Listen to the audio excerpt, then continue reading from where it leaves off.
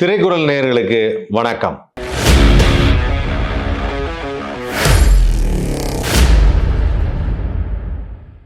அதாவது வாரம் வெள்ளிக்கிழமை ஏராளமான படங்கள் ரிலீஸ் ஆனாலும் ஒரு சில படங்கள் தான் மனதை ரொம்ப அப்படியே டச் பண்ணுது அப்படின்னு சொல்லலாம். அந்த மாதிரி இந்த வாரம் ரிலீஸ் ஆன ஒரு படம் தான் மனசை ரொம்பவே டச் பண்ணிடுச்சு. நான் இப்போ இந்த படத்தை பற்றி சொல்ல போகிறது எல்லாமே என்னுடைய கருத்து தான். நான் ஃபீல் பண்ணது எனக்கு ஒரு அவ்வளோ எமோஷனலாக இருந்தது அப்படிங்கிறத உங்கள்கிட்ட நான் ஷேர் பண்ணிக்கலாம்னு நினச்சேன். அந்த படத்துடைய பேர் தான் மெட்ராஸ் மேட்னி. மெட்ராஸ் மேட்னி படத்தை ப்ரொடியூஸ் பண்ணியிருக்கிறது ட்ரீம் வாரியர் பிக்சர்ஸ், அதுக்கப்புறம் Madras motion picture, moments entertainment, இவங்க எல்லாரும் சேர்ந்து பிரம்மாண்டமாக தயாரித்த படம் தான் இந்த மெட்ராஸ் மேட்னி. இந்த மெட்ராஸ் மேட்னின்னா என்ன? இந்த மேட்னின்னு எனக்கு உடனே பேருக்கு தகுந்த மாதிரி நம்மளும் அதே மாதிரி ஷோக்கு போகணும் அப்படிங்கிறதுனால நானும் என்ன பண்ணேன், சாப்பிட்டுக்கிட்டு ஒரு மேட்னி ஷோனா முன்னாடியெல்லாம் 2:30 மணிக்கு, ஒரு 4 மணிக்கு, நம்மலாம் இப்போ லேட் லஞ்ச் தானே சாப்பிட்றோம், ஒரு 4 மணி ஷோக்கு போகலாமே அப்படின்னு சொல்லிட்டு 4 மணி ஷோ பார்த்தேன். தியேட்டர் ஃபுல்லாக இருந்தது. ஃபுல் கூட்டமாக இருக்கே அப்படின்னு சொல்லி எல்லாம் பார்த்தா, சரி ஓகே, இப்போ இந்த படம் ஏதோ ஒரு எதிர்பார்ப்பு இருக்குது அப்படின்னு சொல்லி நானும் தெரிஞ்சுக்கிட்டேன். படத்துடைய ஓப்பனிங்லேயே பார்க்கும்போது பார்த்தீங்கன்னா ஒரு வயசானவங்க எல்லாம் தங்கியிருக்கிற ஒரு ஹோம் மாதிரி ஒன்று காமிச்சாங்க. அந்த ஹோம் பார்க்கும்போது கிட்டத்தட்ட இது பாண்டிச்சேரியில் இருக்குமோ அப்படிங்கிற மாதிரி இருந்தது. ஸோ பாண்டிச்சேரியிலே வச்சுக்கலாம், அந்த மாதிரி ஒரு இடத்துல ஒரு ஹோம். அந்த ஹோமில் நிறைய பேர் இருக்காங்க. அதில் ஒருத்தர் இருக்கார், அதுதான் நம்முடைய புரட்சி தமிழன் சத்யராஜ் சார் இந்த படத்தில் ஒரு என்ன மாதிரி கேரக்டர்னா, அந்த கதையை நரேட் பண்ணக்கூடிய ஒரு கேரக்டராக சத்யராஜ் சார் வரார். அவர் அட்வென்ச்சரஸ் எல்லாம் சேர்ந்து ஒரு கதை எழுதக்கூடிய ஒரு அற்புதமான நபராக இருக்கார். ஜோதிராமையா அப்படின்னு ஒரு கேரக்டர். ஸோ அந்த அட்வென்ச்சரஸ் கதை எழுதுறது அப்படிங்கும் போது அவர் என்ன சொல்றாருன்னா, சூப்பர்மேன், பேட்மேன் அந்த மாதிரி, அதாவது இதெல்லாம் ஒரு த்ரில் வேணும், ஒரு அட்வென்ச்சர் வேணும், சினிமானா அப்படி இருக்கணும், கதைன்னா அப்படி இருக்கணும் அப்படின்னு சொல்லி அந்த மாதிரி ஒரு விஷயத்தை நோக்கி பயணிக்கிற ஒரு அற்புதமான ஒரு மனிதர் அவர். ஸோ அவர் இந்த மாதிரி நான் கதை எழுதுறப்போ அந்த ஹோமுடைய கேர்டேக்கர் ஒரு பொண்ணு பார்த்துட்டு, என்ன இந்த மாதிரி ஒரு நார்மலாக இவங்களை பற்றி எழுதலாம், அவங்கள பற்றி எழுதலாம் அப்படின்னு சொல்லும்போது, அந்த ஹோமை க்ளீன் பண்ணிட்டு இருக்கார் ஒருத்தர், அவரை பற்றியே நீங்கள் கதை எழுதலாமே அப்படின்னு சொன்னோன்னா, அவரை பார்த்து சரி ஓகே, உன்னுடைய கதையை கேட்போம், உன்னுடைய சந்தோஷம் என்ன, உன்னுடைய சோகமான நேரம் என்ன, நீ என்ன பண்ணுவ அப்படின்னா, அவர் டக்குன்னு உடனே எதை சொன்னாலுமே அந்த பாருக்கு போயிடுறாப்புல, டாஸ்மாக் பாருக்கு. இந்த மாதிரி டாஸ்மாக் பாருக்கு போகும்போது சரி ஓகே, அங்கே போய் இந்த மாதிரி ஏதாவது ஒன்று பார்க்கலாம், வித்தியாசமான கேரக்டர்ஸ் ஏதாவது பார்க்கலாங்கும் போது அங்கே தான் முதல் முறையாக காளி வெங்கட்டை சந்திக்கிறார். ஸோ காளி வெங்கட்டை சந்தித்து அவருடைய கதையவே கேட்கலாம், அந்த கதையவே நம்ம கதையாக எழுதலாம் அப்படின்னு சொல்லி முடிவெடுக்கிறாரு. ஸோ அந்த சமயத்தில் காளி வெங்கட்டோட கதை அங்கேருந்து ஆரம்பிக்குது. ஸோ இந்த ஸ்டோரியிலேயே என்னன்னா, இவருடைய கதையை நம்ம பார்க்க சத்யராஜ் சாருடைய நரேஷன், நான் இப்படி தான் பார்த்தேன், இந்த கதையில் இவர் தான் அம்மா, இவர் தான் அப்பா, இது ஆயா, இது குழந்தை அப்படின்னு சொல்லி இந்த கதையை நரேட் பண்ணிட்டே வர்றாரு throughout the end of the film வரைக்கும். எண்ட் ஆஃப் த ஃபிலிம் வரைக்கும் ஒரு நரேஷன் எப்படி இருக்கும்? சமீபத்தில் மாவீரன் படத்தில் விஜய் சேதுபதி அவர்கள் ஒரு நரேஷன் கொடுத்துருந்தார். அது நிறைய பேருக்கு தெரிஞ்சிருக்கும். அதில் ஒரு மைண்ட் வாய்ஸ் கேட்குற மாதிரி. ஆனால் இந்த படத்தை பொறுத்த வரைக்கும் இட்ஸ் அ பர்ஃபெக்ட் நரேஷனே. அதாவது ஒரு கதையாசிரியராக அவர் கதையை நரேட் பண்ணுறாரு. அவர் கதையாசிரியர், அவருக்கும் இந்த கதைக்கு எந்த சம்மந்தமும் இல்லை. ஸோ அவர் அந்த கதையை அப்படியே நரேட் பண்ணும்போது அது ரொம்ப சுவாரஸ்யமாக இருந்தது. எப்படி சுவாரஸ்யமாக இருந்ததுன்னா, காட்சி அமைப்பு. ஸோ இந்த படத்துடைய இயக்குனர் பற்றி சொல்லி ஆகணும். ஏன்னா இந்த படத்தை அவ்வளோ அற்புதமாக படமாக்கி இருக்கிறார். அவர் தான் கார்த்திகேயன் மணி. ரொம்ப பியூட்டிஃபுல்லாக அதை ஃபிலிம் பண்ணியிருக்காரு. உண்மையிலேயே அவருக்கு ஒரு மனமார்ந்த பாராட்டுகள். ஏன்னா இப்படி ஒரு கதையை எடுக்கணுங்கிறதுக்கு ஒரு தைரியம் வேணும், ஃபஸ்ட்டு பாயிண்ட்டு. ஏன்னா இந்த கதையில் ஃபைட் இல்லை, பெரிய டூயட் சாங் இல்லை, அந்த மாதிரிலாம் எதுவுமே இல்லை. ஆனாலுமே அந்த கதையை சுவாரஸ்யமாக நோத்தணும் அப்படிங்கும்போது ரொம்ப தைரியமாக அதை டைரக்ட் பண்ணியிருக்கிறாரு கார்த்திகேயன் மணி. அந்த படத்துக்கு மியூசிக் பண்ணியிருக்கிறது கேசி பாலசரங்கன் அப்படிங்கிற ஒரு அற்புதமான இசையமைப்பாளர். கதைக்கு என்ன தேவையோ அந்த மியூசிக்கை ரொம்ப அழகாக கொடுத்துருக்காப்புல. அந்த பையனை நான் சின்ன வயசில் மீட் பண்ணியிருக்கேன். ரொம்ப துடிப்பான ஒரு பையன். இப்போ பெரிய மியூசிக் டைரக்டர் ஆகிட்டார். ஸோ அதுவே ரொம்ப சந்தோஷமான ஒரு விஷயமா இருந்தது. அதுக்கப்புறம் இந்த படத்துக்கு ஒளிப்பதிவு அவர் சொல்லியே ஆகணும். இந்த படத்துடைய ஒளிப்பதிவு ஆனந்த், ஜிகே, சதீஷ்குமார் இந்த படத்துடைய எடிட்டர். 4 பேர், 4 முக்கியமான டெக்னீஷியன்ஸ். ஏன் இவங்களை பற்றி நம்ம சொல்கிறோம் அப்படின்னு பார்த்தீங்கன்னா, ஒவ்வொருத்தருக்கும் ஒரு எக்ஸாம்பிள் இருக்குது. ஒரு பேக்ரவுண்ட் மியூசிக் வரும்போது ஆஹா, பாலசரங்கன் பிரமாதமாக மியூசிக் பண்ணியிருக்காரு அப்படின்னு சொல்லக்கூடிய அந்த நேரம் வருது. ஒரு காட்சி அமைப்பில் ஒரு கேமரா ஒரு இடத்துல காமிச்சிருக்கிறாரு. ஒரு ஆட்டோ ஓட்டுற ஷாட் ஒன்று காமிச்சிருக்கிறாரு கிளைமேக்ஸில், கடைசி காட்சி. அந்த ஆட்டோ ஒரு நம்மளுடைய மவுண்ட் ரோடில் அப்படி ஓடிட்டு வருது. அந்த ஆட்டோ வருது. அந்த ஆட்டோ வரும்போது அப்படியே ஜூம் அவுட் பண்ணி அப்படி காமிக்கும்போது கதைப்படி என்ன சொல்லணும்னு டைரக்டர் நினைச்சாரோ அதை அப்படியே பிரதிபலிச்சிருக்கு. அந்த ஆட்டோவை பார்க்கறதுக்கு ஒரு பெரிய ஒரு கப்பல் போன்ற கார் மாதிரி, அதுவும் இந்த ஊரில் தான் பயணிக்குது, ஆட்டோவும் பக்கத்தில் காரும் ஓடுது. ஸோ அந்த இங்கே நம்ம பார்த்துட்டு இருக்கிற அந்த லைஃப்பை சொல்கிற மாதிரியான ஒரு விஷயம்.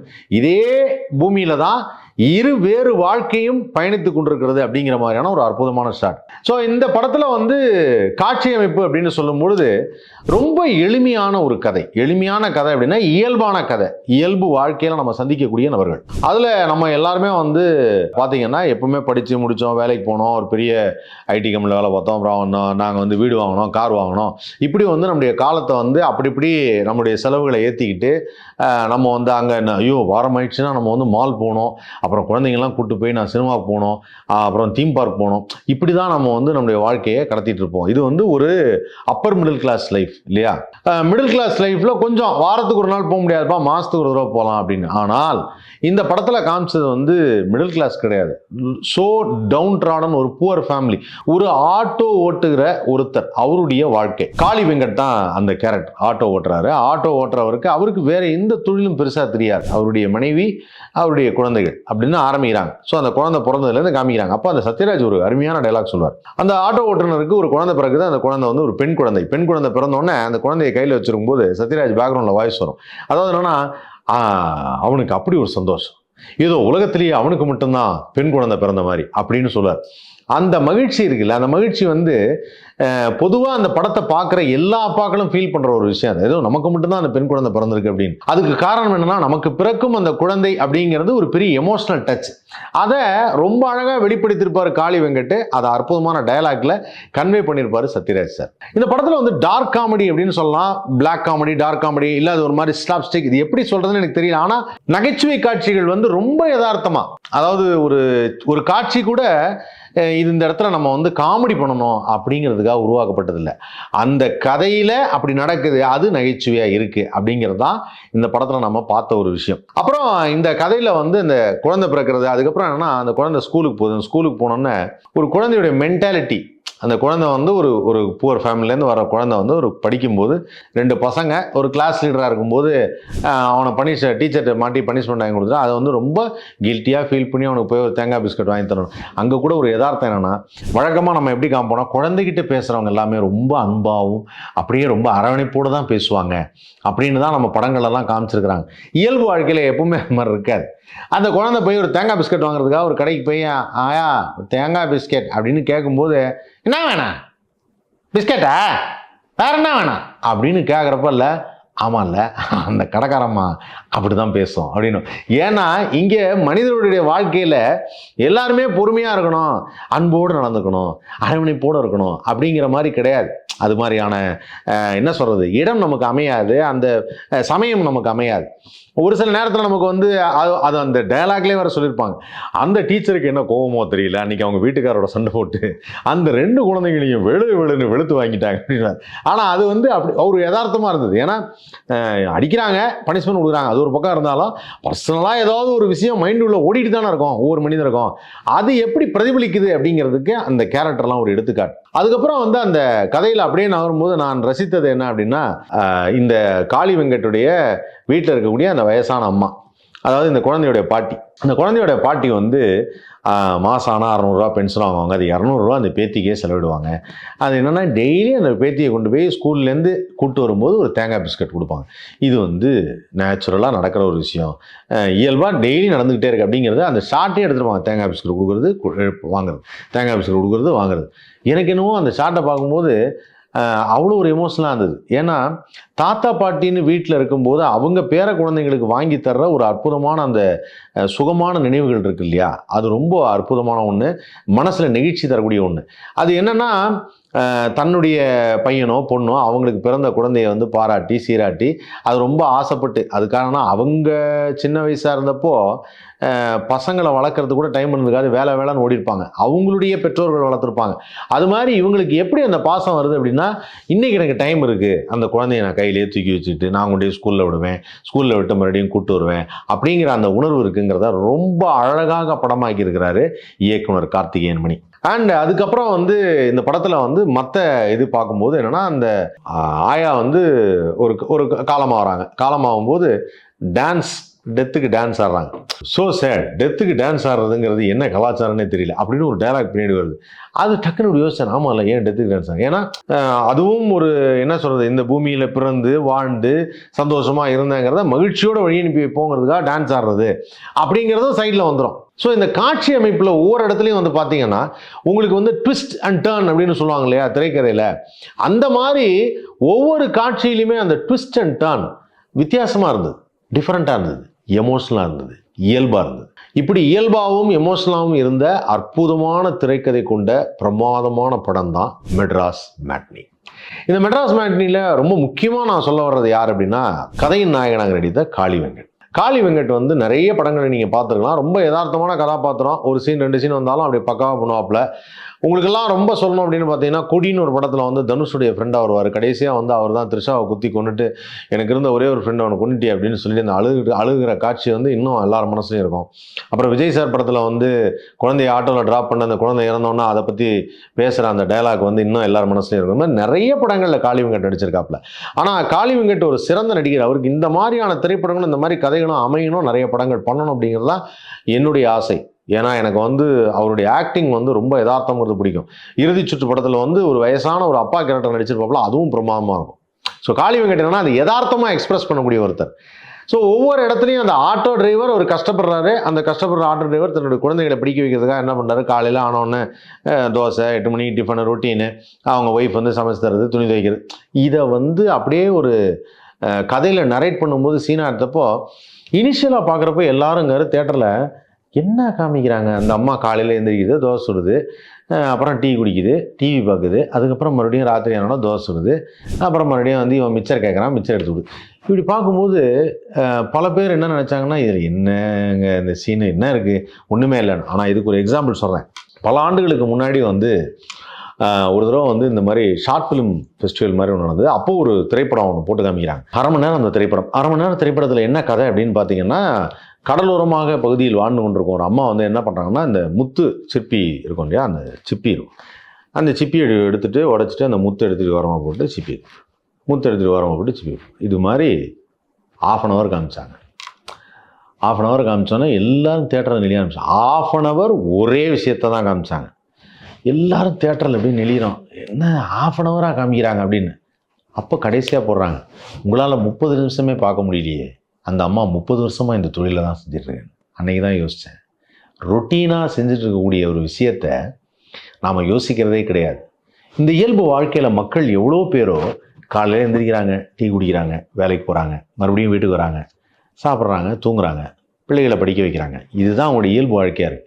இன்றைக்கி இருக்கக்கூடிய ஜென்ரேஷன் நிறைய பசங்க வந்து நம்ம புதுசாக ஏதாவது பண்ணணும், நம்ம ட்ரெக்கிங் போகலாமா, நம்ம அங்கே வந்து அவுட்டிங் போகலாமா, நம்ம லாங் ட்ரைவ் போகலாமா, பைக்கில் வேகமாக போகலாமா அப்படின்னு போயிட்டுருக்கிற இந்த காலத்தில், இதுக்கு முன்னாடி இந்த ஜென்ரேஷனில் பிள்ளைகளை காப்பாற்றணும், பிள்ளைகளுக்காக நம்ம வாழணும்னு நினச்சி வாழ்ந்த ஒரு காலகட்டம் இருக்குல்ல, அந்த காலகட்டத்தை நிறைய பேர் பார்க்காமலே விட்டுட்டாங்க, கவனிக்கலை, சரியாக பார்க்கல. ஆனால் இந்த படம் அதை அற்புதமாக பதிவு செய்திருக்கிறது.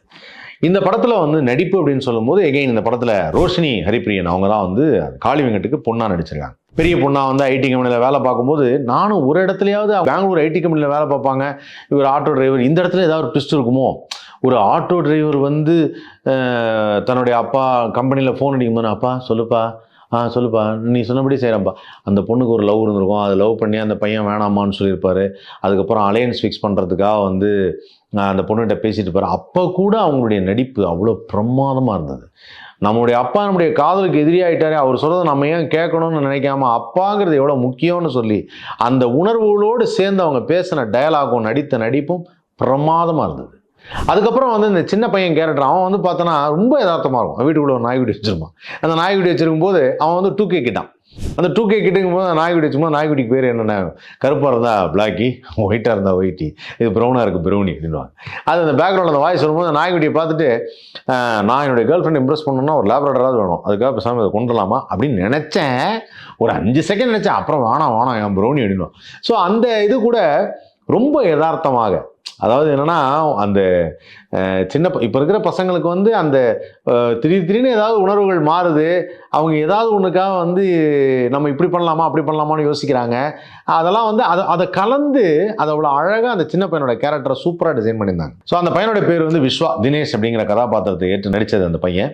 ஸோ இந்த திரைப்படத்தில் மேலும் ஒரு கேரக்டர் அப்படின்னு பார்க்கும்போது இந்த ஃப்ரெண்டாக நடிக்கிற மைக்கேல், அதுக்கப்புறம் நாயா நடிக்கிற ப்ரௌனி, அதுக்கப்புறம் வந்து அர்ச்சனா, நீங்கள் பல தொலைக்காட்சியில் அவங்கள தொகுப்பாளராக பார்த்துருப்பீங்க, அர்ச்சனா சௌந்தர்யா, அவங்க நடிச்சிருக்கிறாங்க. ஒரு 2 சீனு நம்மளை அழ வச்சிடறாங்க. இது வரைக்கும் அவங்க சிரிக்க வச்சு பார்த்துருக்கேன், ஆனால் நம்மளை அழ வச்சிடறாங்க. ஸோ அந்த ஒரு விமனுக்கான ஒரு ஃபீல், என்னுடைய வாழ்க்கையில் நான் எவ்வளோ கஷ்டப்பட்டுருக்கேங்கிற ஃபீல் 2 ஷாட்டில் காமிச்சிருக்கிறாங்க அர்ச்சனா.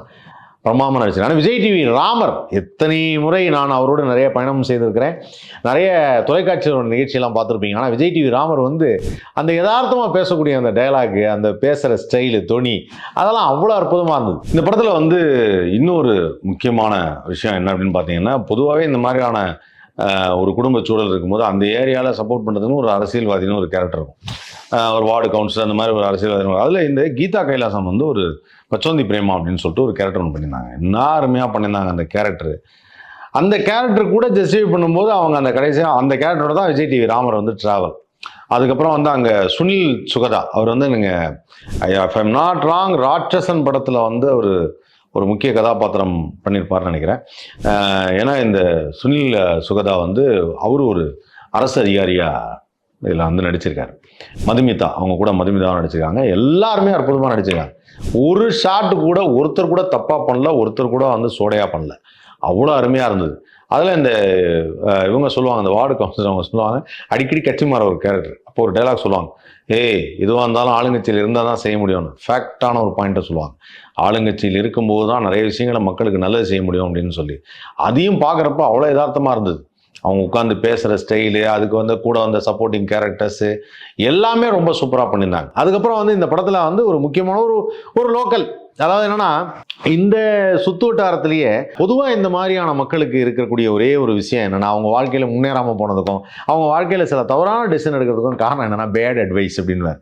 பேட் அட்வைஸ் அப்படின்னு சொல்லும்போது என்ன அப்படின்னா, அது யாருன்னா சாம்ஸ் ஒரு கேரக்டர் பண்ணியிருக்காப்புல, ரொம்ப சூப்பராக பண்ணியிருக்காரு அந்த கேரக்டர். அந்த கேரக்டருக்கான கெட்டப்பும் சரி, அவர் வர்றதும் சரி, அவர் என்ன மாதிரி பேசக்கூடிய நபர்னும் சரி.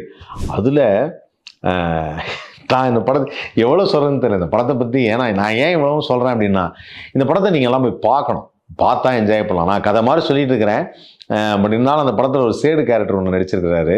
அவர்கிட்ட தான் ஆட்டோ டியூ கட்டுறதுக்கெல்லாம் போவார். அந்த கேரக்டர் சொன்ன டயலாக் என்ன, அது கொடுக்குற ரெஸ்பான்ஸ் என்ன, அவங்க பேசுகிற தமிழ் என்ன, அதெல்லாமே நகைச்சுவை அவ்வளோ இருக்கும். அதுக்கப்புறம் ஜார்ஜ் மாதிரியான ஒரு கேரக்டர் ஒன்று பண்ணியிருக்காரு, ஒரு கார் கற்றுக் கொடுக்குற டிரைவராக. ஒரு இடத்துல வந்து அவர் சொல்லும்போது ஒரு டயலாக், உங்ககிட்ட எனக்கு ரொம்ப பிடிச்சதே, நான் சொன்னது நீ அப்படியே செய்கிற, இது தேவையில்லைன்னு தெரிஞ்சு வாங்கிட்டு வந்த பற்றியா அப்படின்னு சொல்லி டெக்னிக் போடுவார். அந்த ஷார்ட்டு அவ்வளோ நல்லா இருந்தது. ஸோ இது மாதிரி நகைச்சுவையும் கலந்துருக்கு, அதே சமயத்தில் இயல்பு வாழ்க்கையை பற்றியும் சொல்லியிருக்கிறாங்க. அந்த இயல்பு வாழ்க்கையில் நடக்கக்கூடிய சம்பவங்களை பற்றி சொன்னாங்க. இந்த படத்தில் வந்து கிளைமேக்ஸ் காட்சிகளை கிட்டத்தட்ட நெருங்கும் பொழுது ஒரு அப்பா படுற கஷ்டத்தை வந்து பசங்க தெரிஞ்சுக்கணும் அப்படிங்கிறத உணர்த்தின ஒரு படமாக இருக்குது அப்படிங்கிறது தான் உண்மை. அதுலேயும் இந்த மாதிரியான டெய்லி வேஜஸில் கஷ்டப்பட்டு வேலை செய்யக்கூடிய ஆட்டோ டிரைவர்ஸாக இருக்கட்டும், ஒரு அயன் கடை வச்சுருக்கிறதா இருக்கட்டும், ஒரு எலக்ட்ரிக்கல் ஷாப் வச்சுருக்கிறதா இருக்கட்டும், எது வேணாலும் இருக்கட்டும், அவங்களாம் ரொம்ப கஷ்டப்பட்டு வேலை செய்யக்கூடிய ஒருத்தன், அவங்களுடைய ஃபேமிலியை முன்னேற்றத்துக்காக தனக்கு வேறு எந்த சுகமும் இல்லாமல் அந்த ஆண்கள் படும் வேதனையும் கஷ்டமும் அப்படிங்கிறது, இது கிட்டத்தட்ட வந்து இதுக்கு ஆண்பாவன் கூட பேர் வச்சிருக்கலாம். அந்த மாதிரியான ஒரு விஷயம் அது. அதை ரொம்ப அருமையான ஒரு திரைக்கதையில் அற்புதமான ஒரு டயலாக் டெலிவரியோட, காட்சி அமைப்போட சூப்பராக கொண்டு போயிருக்கிறாங்க. அதில் முக்கியமாக ஒரு காட்சியில் வந்து சத்யராஜ் சார் ஒரு டயலாக் வந்து அவர் ஸ்க்ரீனில் அழுதார், படம் பார்த்துட்டு நான் அழுதேன். இந்த டயலாக்கு நம்ம கடைசியாக எப்போ நம்ம குடும்பத்தோடு ஒன்றா சேர்ந்து உட்காந்து சாப்பிட்டோம் அப்படிங்கிறது ஞாபகத்தில் இல்லவே இல்லை. என்ன சாப்பிட்டோங்கிறது சுத்தமாக மறந்துடுச்சு. இந்த ஒன்றா சேர்ந்து சாப்பிட்டது கூட ஞாபகம் இருக்கும், என்ன சாப்பிட்டோங்கிறது நமக்கு மறந்துடுச்சு அப்படின்னா, இப்போல்லாம் நம்ம அதை கவனிக்கிறது இல்லை. சமைக்கிறோம், சாப்பிட்றோம், அப்படியே டக்குன்னு ஏதோ பொரியல் இருக்கும், அதை சாப்பிட்றோம். ஆனால் அந்த படத்தில் அந்த லாஸ்ட் ஷாட்டில் அந்த கீரை குழம்பு, சேப்பக்கிழங்கு வறுவல், அப்பளம் அப்படின்னு காமிக்கும்போது அவர் கண்ணிலையும் தண்ணி வருது, என் கண்ணிலையும் தண்ணி வந்தது. வாழ்க்கைங்கிறது, லைஃபுங்கிறதே என்னன்னா, அன்றாடம் இருக்கக்கூடிய லைஃப்பில் வந்து நம்ம எல்லாரும் ஒன்று கூடி வாழ்கிறது தான். ஒன்று கூடி வாழ்கிறதும் சந்தோஷமாக பேசி சிரித்து இருக்கிறதும் சாப்பிட்றதும் தான். அது இந்த படத்தில் ரொம்ப அற்புதமாக பண்ணியிருக்காங்க. இந்த படம் வந்து நீங்கள் நினைக்கிற மாதிரி வந்து நாங்கள் போனோம், பாப்கார்ன் வாங்கி சாப்பிட்டோம், பப்ஸ் வாங்கி சாப்பிட்டோம் அப்படிங்கிற மாதிரி படம் இல்லை. இது வந்து ஒரு வாழ்வியலுக்கான படம். இந்த படத்தை ஒவ்வொரு மிடில் கிளாஸில் இருக்கவங்களும் ஹை கிளாஸில் இருக்கவங்களும் பார்க்கணும். எல்லா தரப்பினர் மக்களும் இந்த படத்தை பார்க்கணும். ஆனால் குறிப்பாக இந்த படத்தை வந்து ரொம்ப கஷ்டப்பட்டு வேலை செய்கிற அப்பாக்கள், அந்த மகன்களும் மகள்களும் இந்த படத்தை கண்டிப்பாக பார்க்கணும். சைனாவில் வந்து சமீபத்தில் நீங்களும் அந்த வீடியோ பார்த்துருப்பீங்க. ஒரு ஸ்கூலில் வந்து ஒரு 5வது 6வது படிச்சுட்டு இருக்கிற மூணாம் கிளாஸ்லேருந்து 5ஆம் கிளாஸ் வரைக்கும் படிச்சுட்டு இருக்கிற குழந்தைங்கள்லாம் உட்காந்துருப்பாங்க. அவங்களுக்கு ஒரு வீடியோ போட்டு காமிப்பாங்க. அந்த வீடியோவை பார்த்தோன்னா எல்லா குழந்தைங்களும் தேம்பி எழுவும். அது என்ன வீடியோ அப்படின்னா, அவங்க அப்பா ரொம்ப கஷ்டப்பட்டு மூட்டை தூக்குறதும் அந்த ரோட்டில் நின்று பெருக்கிறதும் அந்த ஷார்ட்லாம் காமிச்சோன்னா அந்த குழந்தைங்க அழுவும். சமீபத்தில் கார்த்தி அண்ணன் கூட ஒரு மேடையில் சொல்லியிருந்தார், குழந்தைங்களுக்கு கஷ்டத்தை பற்றி சொல்லுங்கள், கேட்டோன்னா வாங்கி தராதீங்க, அவங்களுக்கு இது கஷ்டம்னு சொல்லுங்கள், காத்திருந்து அவங்களுக்கு கொடுங்க அப்படின்னாரு. இதெல்லாம் எதுக்கு சொல்கிறோம் அப்படின்னா, இன்றைக்கி இருக்கக்கூடிய இயல்பு வாழ்க்கையில் கஷ்டங்கள் இல்லாமல் கிடையவே கிடையாது. எல்லாரும் என்ன நினச்சிட்டு இருக்காங்கன்னா, அப்பா கேட்டோன்னே பைக் வாங்கி தந்துடுவார், அப்பா கேட்டோன்னே ஃபோன் வாங்கி தந்துடுவார் அப்படின்னு நினைக்கிறாங்க. ஆனால் அந்த அப்பா அதுக்காக எவ்வளோ கஷ்டப்படுறாரு அப்படிங்கிறத குழந்தைகள் உணர வேணும் அப்படின்னு எடுத்து காட்டுற ஒரு அற்புதமான திரைப்படம். காளி வெங்கட்டுடைய அந்த யதார்த்தமான நடிப்பு, எனக்கு ரொம்ப தெரிந்த ஒரு நபர் அவர் காளி வெங்கட். தெரிந்த நபருங்கிறதுக்காக இந்த விமர்சனத்தில் நான் அதை சொல்லலை, நீங்கள் படம் பார்த்தா உங்களுக்கு அது தெரியும். காளி வெங்கட் வந்து ஒரு சீனை எடுத்து நடிக்கிறார் அப்படின்னா அவ்வளோ ஒரு யதார்த்தமாக இருக்குது. அந்த கடைசி ஷாட்டில் சிரிச்சுக்கிட்டே என்னடா பாப்பா அப்படின்னு கேட்குற அந்த ஒரு ஷாட்டில் அந்த பொண்ணு கேள்வி கேட்குறதே விட்டுரும். 20 வருஷம் 25 வருஷம் வளர்த்ததுடைய அந்த வலியை சிரிச்சுக்கிட்டே அழகாக கேட்கக்கூடிய ஒரு அற்புதமான நடிப்பு காளி வெங்கட் அவர்களுக்கு. ஸோ இந்த படம் எல்லா தரப்பினர்களும் எல்லா குழந்தைகளுக்கும், எப்படி நீங்கள் டூரிஸ்ட் ஃபேமிலின்னு ஒரு படத்தை பார்த்து எல்லாரும் என்ஜாய் பண்ணீங்களோ அது மாதிரி இந்த படத்தை எல்லாரும் கூட்டு போய் காமிங்க. இது கண்டிப்பாக நீங்கள் குடும்பத்தோடு பார்க்க வேண்டிய ஒரு திரைப்படம். எத்தனை முறை பார்த்தாலும் எனக்கு சலிக்காது. எனக்கு அந்த எமோஷன் வந்து ராத்திரி பூரா எனக்கு தூக்கம் இல்லை, காலைல எழுந்தோன்னா எனக்கு அதை பற்றினே சிந்தனை ஓடிட்டு இருந்தது.